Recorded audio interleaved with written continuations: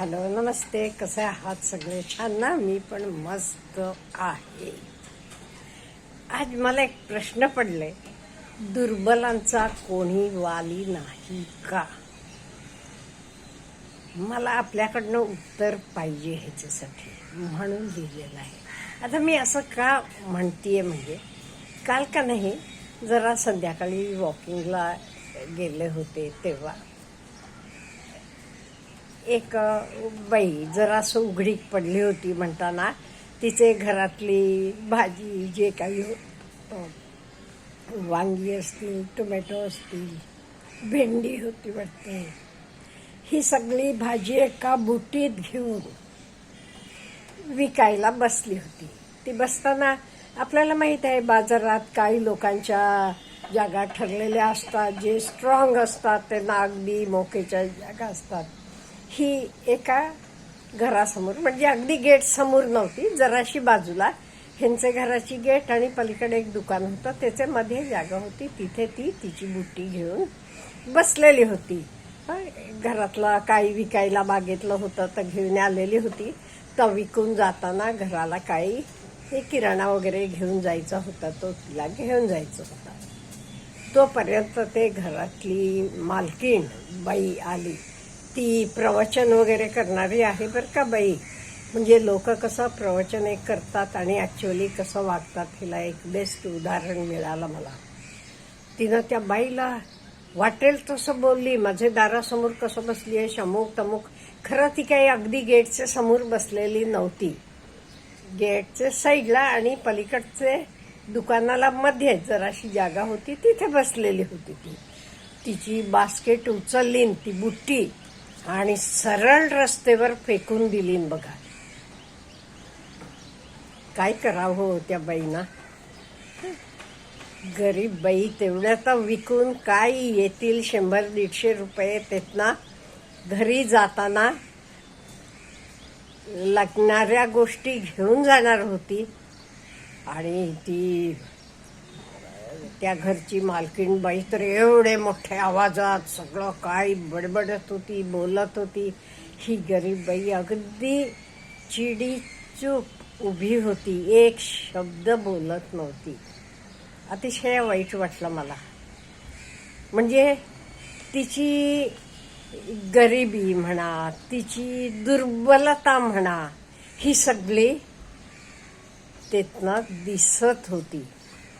मग लगेच मी माझे पर्समध्ये काही होते त्यातली काही रक्कम काढून दिली तिला. मावशी काळजी करू नका, घरी जाताना काय हवं तर घेऊन जा. माझं बघून आणि 2-4 बायकांनी, पुरुषांनी पण तिला तरी ती म्हणतीये, हो नको नको ताई, उद्या वगैरे बाजाराला आलात की या बरं का, मी भाजी आणलेली असते, भाजी देते. आम्ही म्हटलं काही नको, आम्हाला काही अपेक्षा नाही, हे पैसे घ्या, तुम्हाला घरी जाताना मुलाबाळांना काही घेऊन जायचं आहे तर घेऊन जावा म्हटलं. का म्हणजे ते भांडणारे बाईचे तोंडी लागून काही उपयोगच नव्हता, आणि आम्हाला काही तशी भांडायची सवय पण नाहीये. आणि अति करत होती तर चूक होतं हे दिसत होतं. आणि ही बाई अहो काय करणार ती, अगदी खेडीतनं आलेली बाई. अतिशय तिचे चेहऱ्यावरनं, तिचे राहणीमानावरनं सगळं कळत होतं तिची परिस्थिती. म्हणजे मला काय म्हणायचं आहे, हे असे दुर्बल लोकांचे कोणी वाली नाहीत का? त्यांना आधार देणारा कोणी नाहीये का? कितीतरी लीडर्स आहेत आपल्याकडे. मी आणि दुर्बल म्हणजे फक्त पैशानं म्हणत नाही, इमोशनली असेल, एज्युकेशनली असेल, सोशली असेल, सगळ्या गोष्टीतनं हे लोकांना कोणी नाहीये का विचारणारा. कित्येक वेळा असं होते, ही गरीब लोक खरं ती ऑनेस्ट असतील तरी त्यांच्यावर चोरीचा आरोप येतो. तेही चोरलेलं नसते खरं ते, आणि कोणतर केलेलं असते, पण ती हायफाई वागतात, त्यामुळे त्यांच्यावर कोणी आरोप घेत नाहीये. ह्या गरीब लोकांवर, गरीब म्हणजे मी परत सांगते, गरीब म्हणजे पैसेना म्हणत नाही मी, हे सगळे दृष्टीनं ह्यांच्यावर हा आरोप घेतला जातो. हे बरोबर आहे का? आपण जरा बदलायला पाहिजे. म्हणजे बाकीचंही बदलायला पाहिजे आणि स्वतः त्या व्यक्तीनं सुद्धा थोडीशी आपल्यात बदल करायला पाहिजे. हे एवढं त्यांना काय म्हणते मी दरबल्या काय येते, ते काय एवढे दुर्बल स्वतःला मानतात, वीक मानतात. कशामुळे आहे हे, कशातनं आपण ओव्हरकम करू शकतो हे महत्वाचं. आता हे कशामुळे येते, पहिलं कित्येक वेळेला लोक सांगतात त्यांच्याकडे पैसे नाही म्हणून त्यांना असा आपण दुर्बल आहोत असं वाटते. पण काही काही लोक पैसे नसतात, काही नसतात, पण कसं वागतात बघतो का नाही आपण. म्हणजे काय, इमोशनली म्हणा किंवा बोलायचं पद्धत म्हणा त्यांची, म्हणजे ते स्वतःवर त्यांना थोडाफार विश्वास असतो म्हणून ते स्ट्रॉंग दिसतात आपल्याला.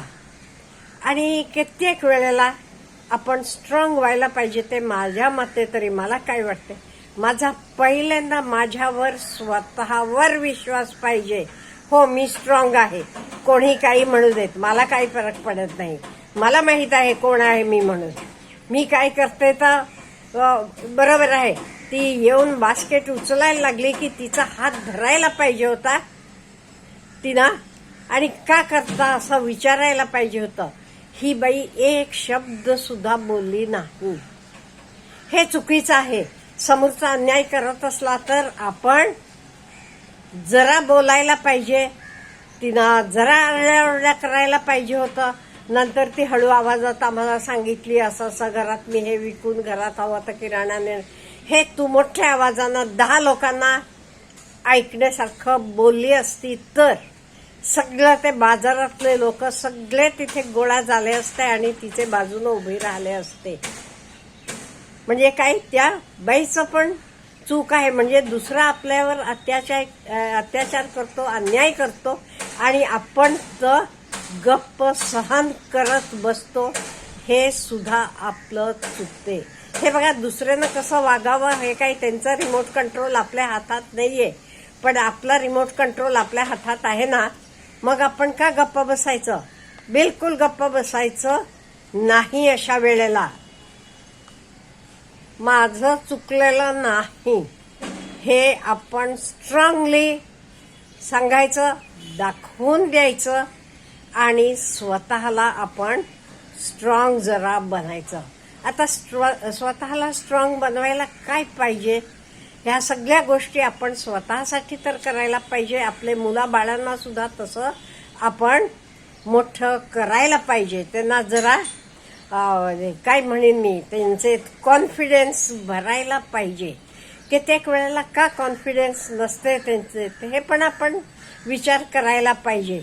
आता आपल्यापेक्षा आपली मुलं कॉन्फिडेंट होतात, कशामुळे होतात, त्यांना 4 चौघात जाऊन बोलून हे सगळं कळते. म्हणजे हे आपण त्यांना अवेलेबल करून द्यायला पाहिजे. 4 चौघात जाणं, बोलणं, कुठेही बाहेर जाताना त्यांना घेऊन जायचं, बँकेत जायचं, बँकेचा व्यवहार करताना त्यांनाही बरोबर घेऊन जायचं. म्हणजे हे सगळं त्यांना कळलं असलं का नाही, त्यांना पण आपोआपच जरासं कॉन्फिडन्स येते. नाही तर कित्येक वेळेला काय वाटते, अहो साधा चेक दिला की तो चेक जाऊन आपल्या अकाउंटवर जमा कसं करायचं हे सुद्धा कितीतरी लोकांना माहीत नाही कितीतरी लोकांना. हे कशामुळे, ही तुम्हाला कोणीही आपल्याला घरी येऊन माहिती देत बसणार नाहीये. हे आपण जरा जाणून घ्यायला पाहिजे. प्रत्येक गोष्ट नाही, माझ्या आई वडिलांनी केलं नाही, माझे शिक्षकांनी नाही केलं, मला हे नाही केलं, मी खेडेत राहतो, अमुक नाही उपयोगाचं. कोणी आपल्याला येऊन आपले तोंडात घास भरवणारं नाही. आपण तो घास गोळा करून खायला पाहिजे. म्हणजे आपल्याला हवं तर आपण प्रयत्न करायला पाहिजे. मग आपण स्ट्रॉंग व्हायला पाहिजे. इमोशनली पण प्रत्येक गोष्टीला आपण वाईट वाटून घेऊन गप्पा बसून नाही उपयोगाचं.